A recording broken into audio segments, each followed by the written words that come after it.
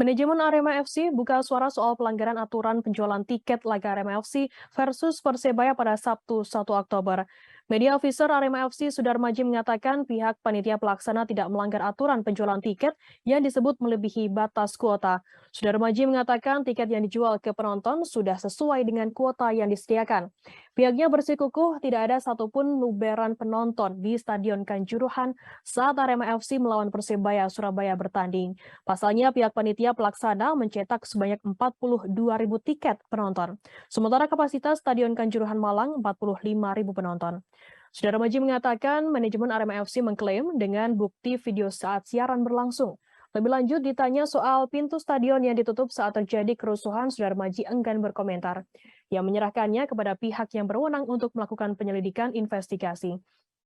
Sebelumnya, Koordinator Save Our Soccer atau SOC, Akmal Marhali menyebutkan Arema FC melanggar aturan pencetakan jumlah tiket. Hal tersebut merujuk surat yang dikeluarkan Polres Malang. Polisi hanya mengizinkan pencetakan tiket sebanyak 38.054 tiket pertandingan.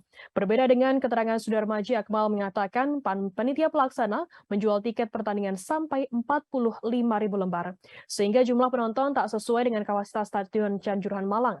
Hal itu yang juga membuat para penonton berdesak-desakan saat kerusuhan terjadi hingga mengakibatkan ratusan orang meninggal dunia. Akmal sendiri menilai terjadi pelanggaran prosedural yang fatal hingga merenggut ratusan jiwa. Kapolda Jatim pun melakukan langkah yang sama, melakukan penonaktifan jabatan Danion, Danki, dan Danton Brimob sebanyak 9 orang. Ya, Danion atas nama AKBP Agus Waluyaisika, kemudian Danki AKP Has Darman, kemudian Danton Aibtu Solikin, Aibtu M Samsul, kemudian Aibtu Ari Dianto, kemudian Danki atas nama AKP Untung, kemudian Danton atas nama AKP Danang, kemudian Danton lagi atas nama AKP Nanang, kemudian Danton atas nama Aibtu Budi. Ya, semuanya masih dalam proses pemeriksaan oleh tim malam hari ini.